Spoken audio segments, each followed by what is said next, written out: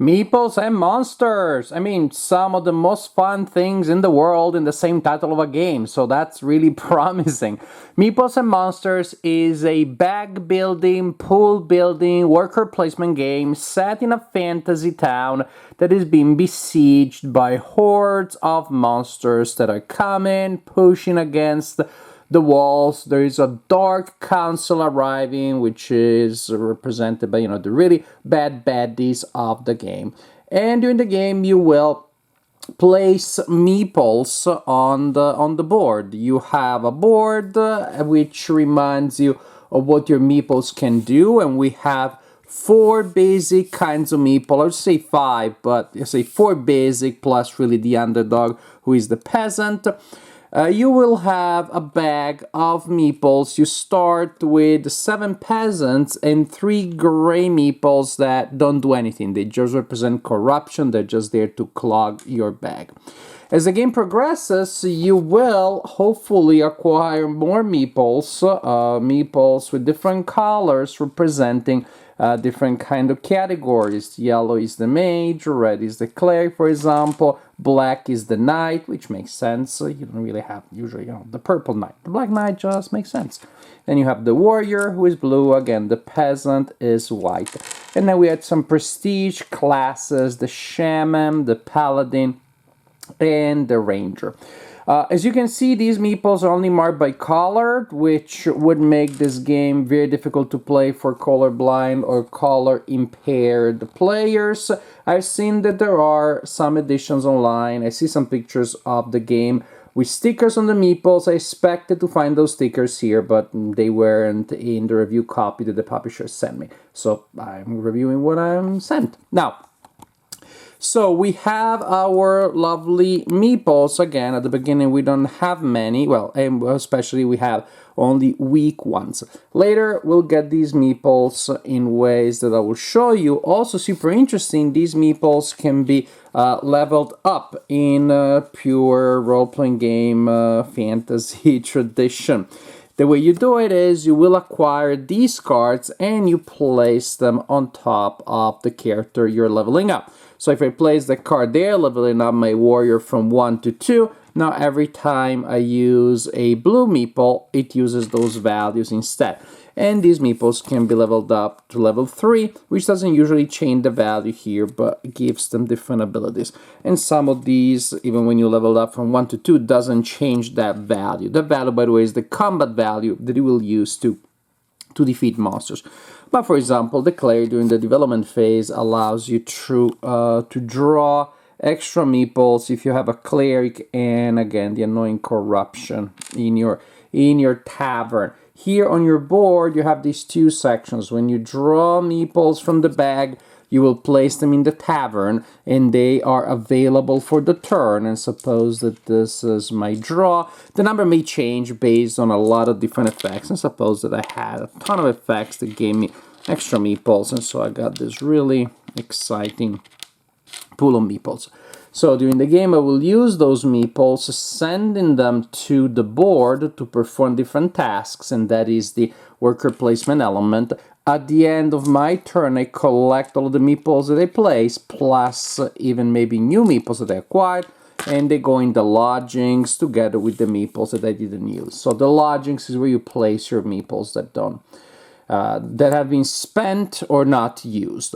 And then you draw more meeples from the bag. When you don't have enough in the bag to fill your tavern based on how many you're going to draw, that is when you take all of your lodgings residents and you dump them in the bag.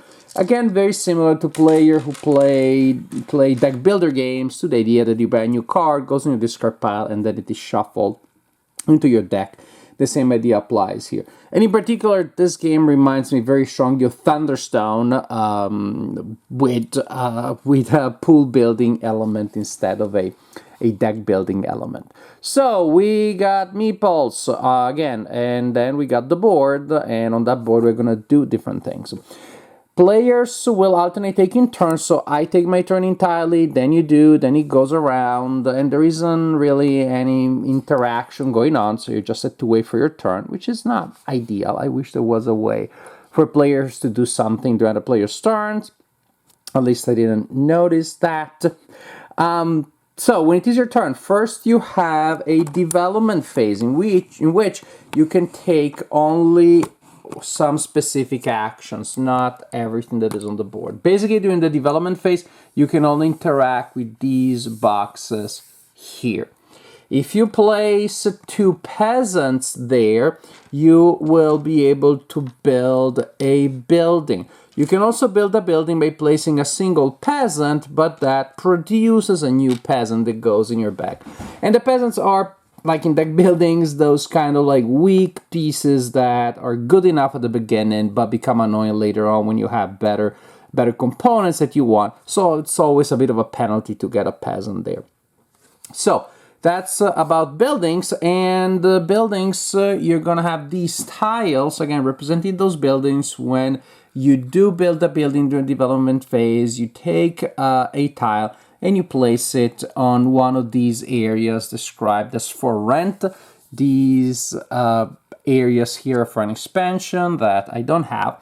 So when you build a new building, you also collect the benefit indicated there, and on top of that, again, now the board has more spaces to interact with.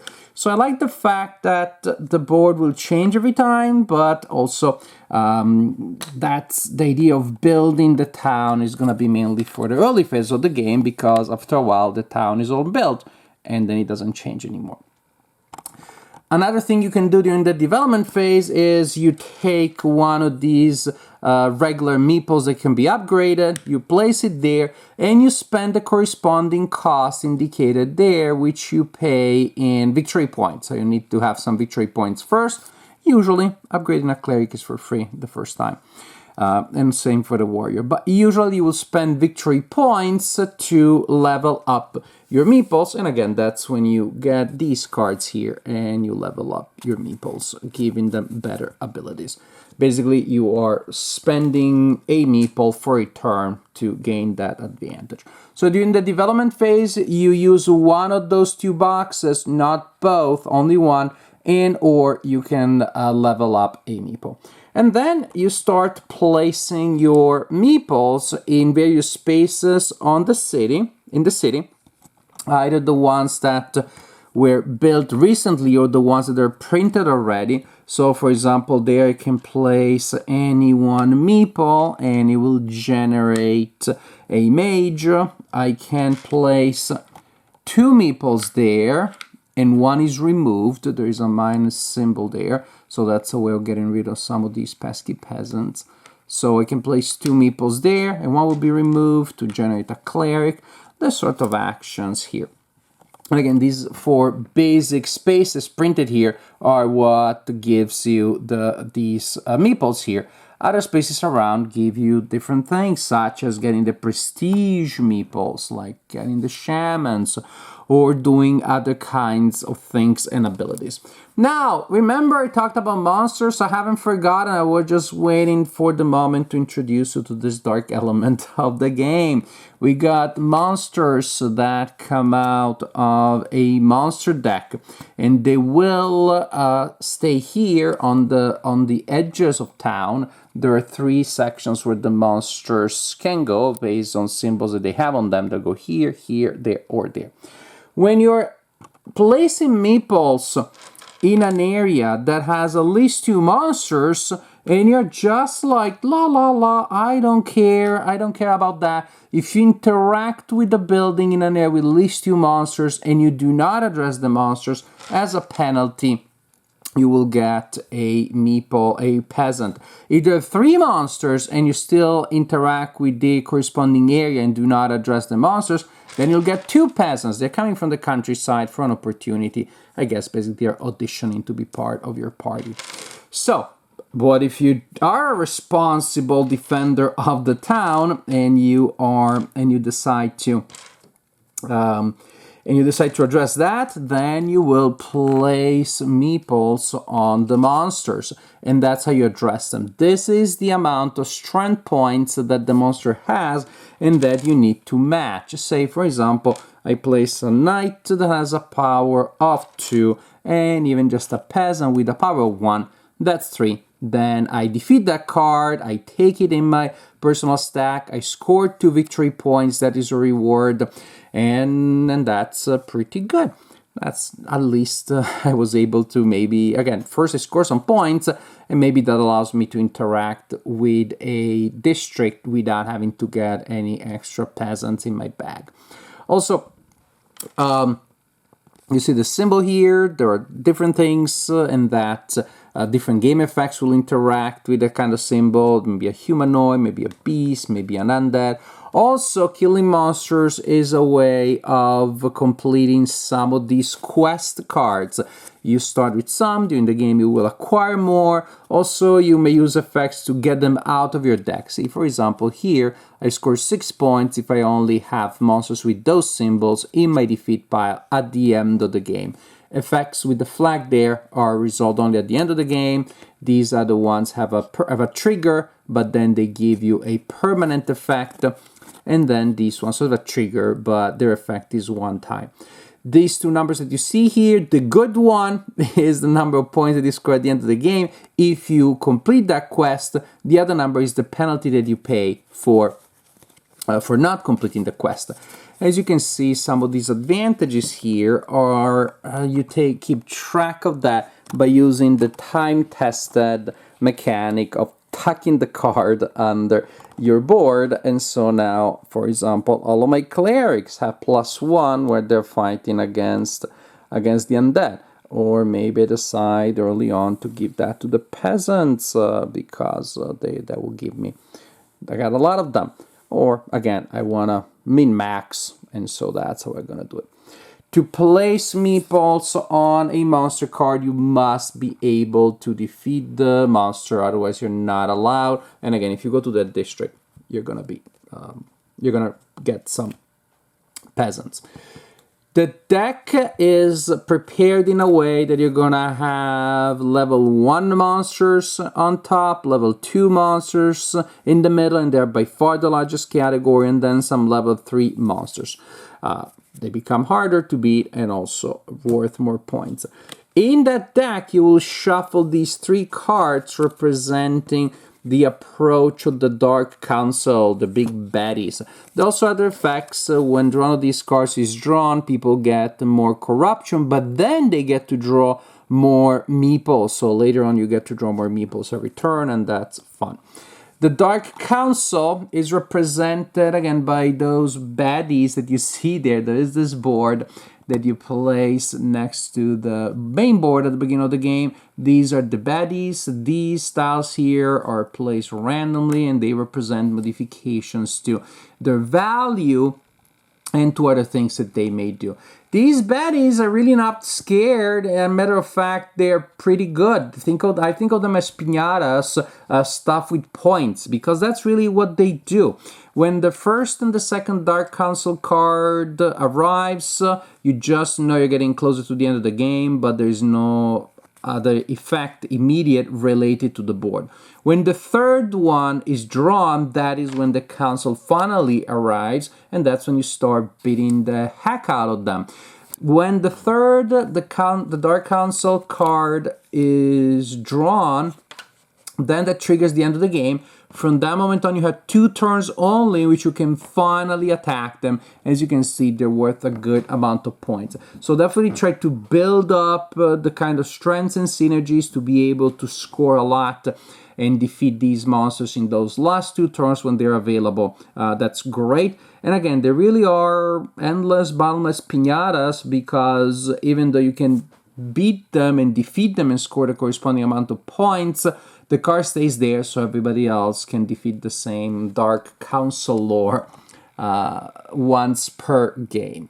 So this is in essence how you play the game. You got your development phase, remember that? Then you place your meeples in various locations on the board, buildings and or monsters, defeating monsters, trying to complete quest cards, beefing up your bag as much as possible. At the end of the game, you try to score extra points by defeating the members or by beating up, without defeating them really, the members of the Dark Council. At the end of the game, check the quests, add, subtract points accordingly, and the player with the highest score wins the game. There's a lot to like in Meeples and Monsters, and I definitely find it to be enjoyable. I like the overall Thunderstone idea. I've been liking Thunderstone since the original edition came out more than 10 years ago now. That was one of the original deck building games. And I like the general idea that you're creating a pool of heroes, leveling them up, upgrading them, and sending them out against monsters. Just it works for me. And so I like to have what seems to me mechanic, maybe a variant or mainly a variant over that idea. And it's fun to do with meeples because you have the tactile element and it's meeples. It's self-explanatory that it's fun to manipulate them and play around with those. Again, I wish that my copy had those stickers that would make it more thematic, and also I wouldn't have to worry about the colorblind or coloring players being unable to play. But that's it. So I like the general mechanic, general idea. It combines very well with worker placement, and I like, not everybody in my group liked it, but I did, the fact that the game has very distinct sections, chapters, part of the saga. In particular, again, not everybody liked the fact that the town is built early on and there's probably going to be a rush to build it because there are good advantages to be grabbed there. At the expense of maybe having to get some extra peasants because you're building in an area or you're going to occupy an action that has monsters before you can really address them, so you get some extra peasants. But you have a phase in which you're building the city, and that's it. That's the board you're going to play with this time. So not every meeple is going to be available necessarily, or in particular, not every meeple is going to have a major role because some synergies are going to be better than others. But again, that changes over time, so I don't have a problem with that. And once the town is settled, you may fear that, oh my gosh, now we're going to have less things to do, fewer things to do. And well, you don't build anymore, but now you can concentrate on killing the monsters. So because your meeples are better, now you concentrate on leveling up. So there is a different phase, and then you have the final mini phase, really, of the Dark Council, because it is only 2 turns. And I would say that probably is when I have a little bit of a problem or mixed feelings, because those Dark Counselors, they're worth a lot of points, and you only have 2 turns to attack them. And so overall, there is luck. Of course, you're drawing meeples from a bag, but sooner or later you'll get your good meeples. If not this turn, next turn. If not this turn, next turn. Oh, this draw really sucks, which is great, because it means next turn is going to be super awesome. But not at the end of the game. Because at the end of the game, if my opponents get 2 good draws and I get a bad one and a good one, then I'm just left with a considerable disadvantage. Maybe a differential of like 12 points is gonna be there because they get to kill 2 monsters in that phase, and I only get to kill 1.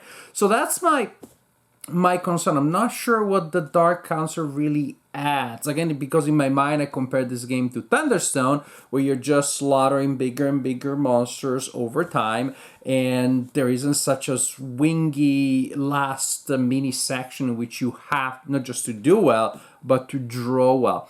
I like the fact that, again, randomness is spread out throughout the board, but it kind of ramps up in those last 2 turns, and I find that to be a little less interesting.